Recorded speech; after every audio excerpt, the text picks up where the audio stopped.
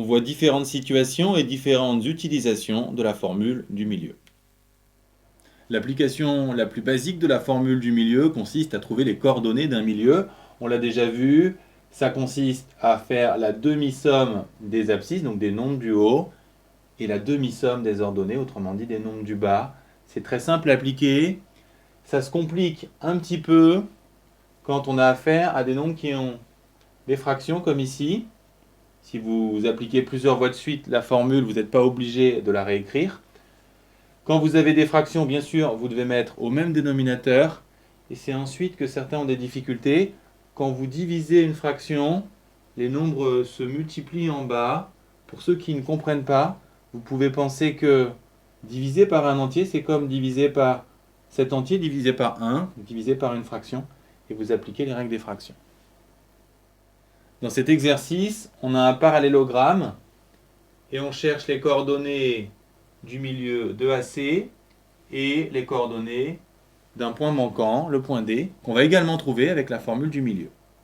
Alors pour les coordonnées de J, qui est le milieu de AC, on applique la formule demi-somme des abscisses, demi-somme des ordonnées, pas de difficulté, on simplifie. Pour trouver les coordonnées du point D, il faut penser qu'on a un parallélogramme, donc ces diagonales se coupent en leur milieu, autrement dit, le milieu de AC est aussi le milieu de BD. Et donc, si on applique la formule du milieu à BD, on obtient cette égalité.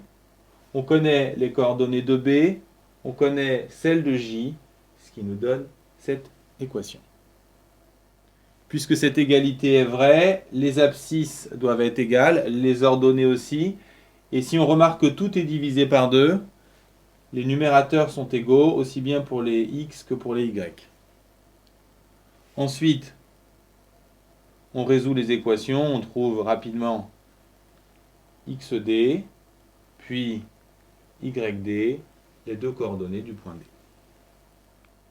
Dernier exercice, Q est le symétrique de P par rapport à A. Quelles sont les coordonnées de Q? Est-ce que Q est tout simplement le milieu de AP? Si on fait un dessin, Q est symétrique de P par rapport à A, on s'aperçoit que Q est de l'autre côté par rapport à A, c'est A qui est le milieu. De façon générale, faites toujours un dessin, même si il ne suit pas exactement les coordonnées, faites un dessin pour sentir ce qui se passe. Comme on a identifié le milieu, A est le milieu de PQ, on applique la formule avec la même méthode que précédemment.